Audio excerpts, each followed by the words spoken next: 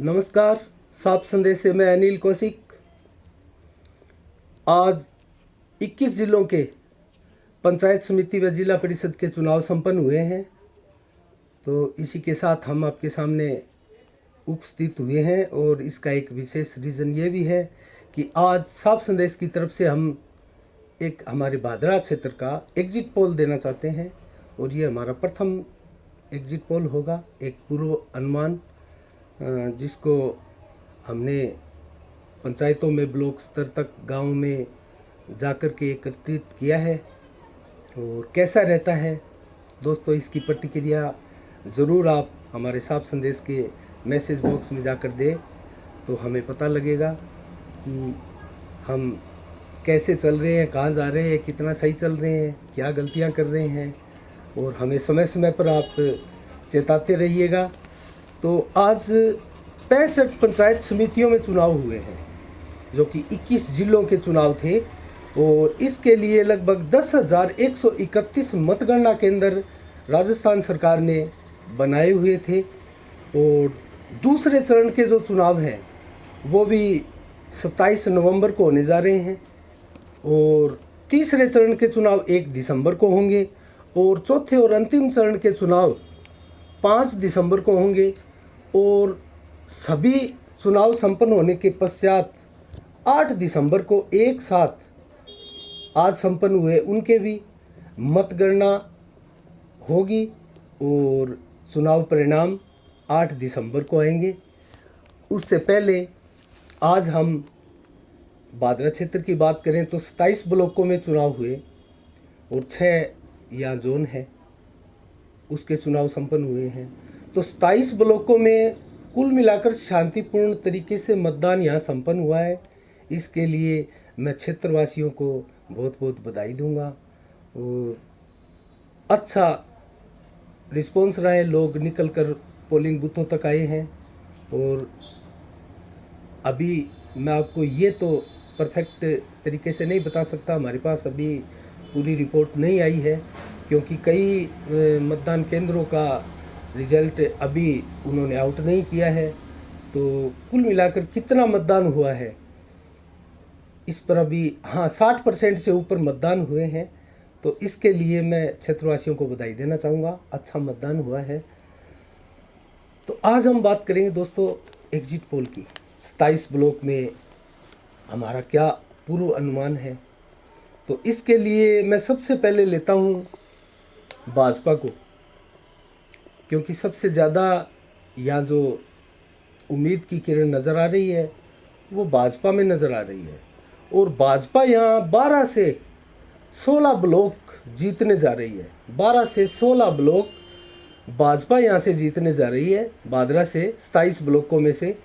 और 27 के 27 ब्लॉक में भाजपा ने यहाँ अपने उम्मीदवार खड़े किए थे। और उसके बाद नंबर आता है माकपा का जो 8 से 12 ब्लॉक जीतने जा रही है। 8 से 12 ब्लॉक माकपा जीतने जा रही है। और इसके बाद अगर हम चर्चा करें कांग्रेस की तो कांग्रेस यहाँ 2 से 4 ब्लॉक मात्र जीत सकती है। 2 से 4 ब्लॉक कांग्रेस और 5 से 7 अन्य जिनमें निर्दलीय भी हैं और यहाँ 2 सीटों पर बसपा के उम्मीदवार भी खड़े थे। तो 7 तक, 5 से 7 तक यहाँ ब्लॉक अन्य जीत सकते हैं। तो ये एक बड़ा चौंकाने वाला थोड़ा आंकड़ा हमारे सामने आया है।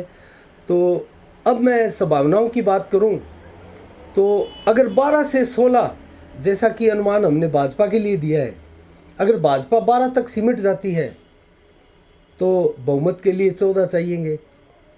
तो 2 की उनकी संभावना कहाँ से निकल के आएगी।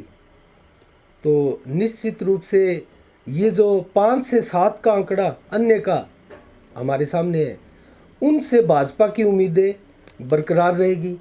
और इनमें से कई निर्दलीय ऐसे भी है, जैसे अजितपुरा ब्लॉक से है जो सुलोचना कंवर निर्दलीय के रूप में चुनाव लड़ रही है। मुख्य प्रतिद्वंद्वी वहाँ माकपा के साथ वो है और कांटे की टक्कर वहाँ माकपा और निर्दलीय के बीच में देखने को मिली।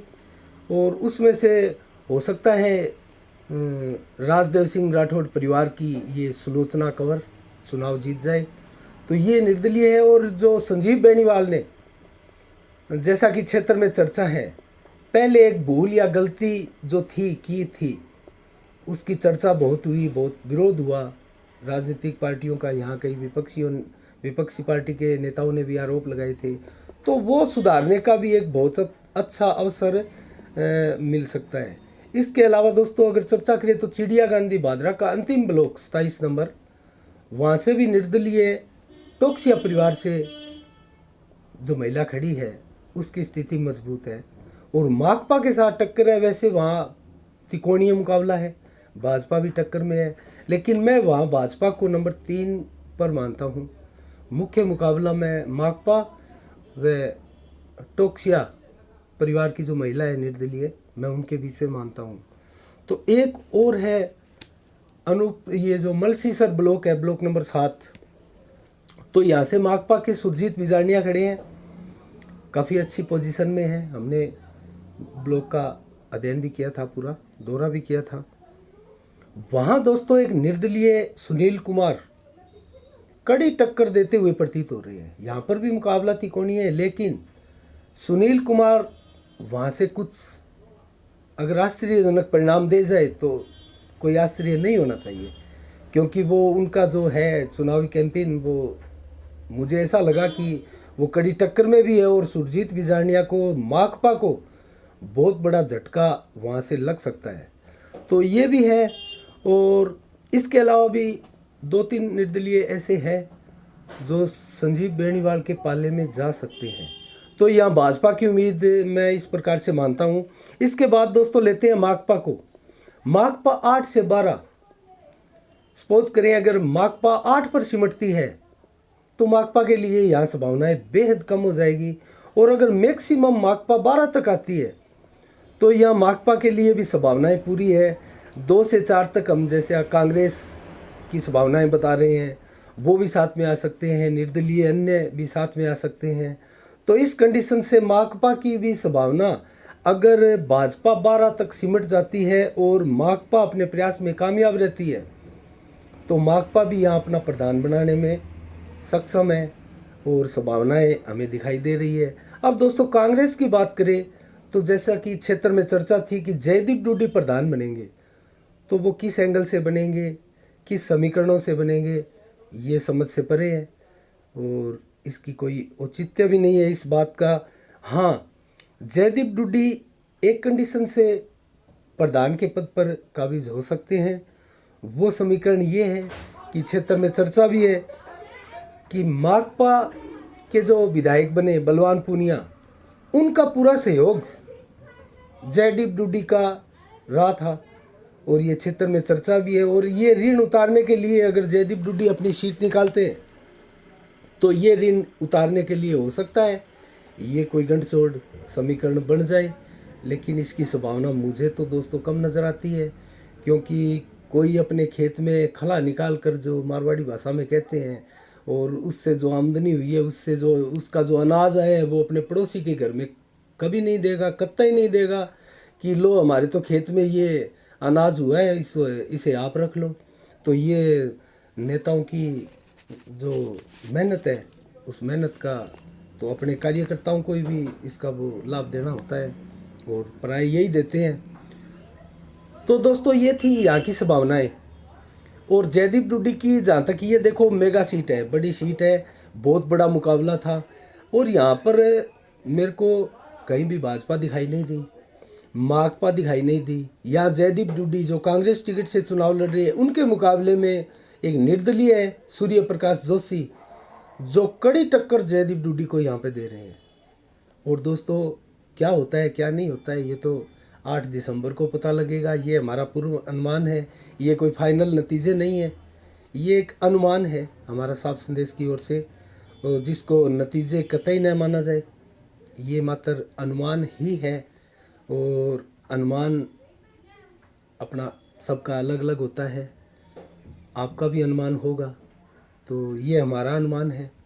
और एक सीट की ओर चर्चा करनी चाहूँगा दोस्तों मैं, ये भाडी ब्लॉक इसकी चर्चा करनी चाहूँगा। यहाँ शेर सिंह गोस्वामी के पुत्र विशाल गोस्वामी खड़े थे कांग्रेस टिकट से, और पूर्व विधायक भाजपा के संजीव बेनीवाल, उनके पुत्र कर्ण बेनीवाल खड़े थे भाजपा से, और विधायक बलवान पुनिया के लाडले जेपी डाका यहाँ से खड़े थे माकपा की तरफ से। और बेहद कड़ा मुकाबला दोस्तों ये था। निश्चित रूप से यहाँ ये ब्लॉक कर्ण बेनीवाल यहाँ पर बहुत ही प्लस स्थिति में है और मजबूत स्थिति में है। मुझे जहाँ तक मेरा अनुमान है 400 से 500 वोटों के बीच ये चुनाव कर्ण बेनीवाल निकाल रहे हैं। तो दोस्तों ये थी हमारे बादरा ब्लॉक की समीकरण, आपके सामने रखी। कैसी लगी और कैसा हमारा अनुमान था हमें कमेंट करके बताइएगा, और हमारे चैनल को अगर पसंद आई तो लाइक कीजिएगा और सब्सक्राइब कीजिएगा। इसी के साथ साफ संदेश से मैं अनिल कौशिक, नमस्कार।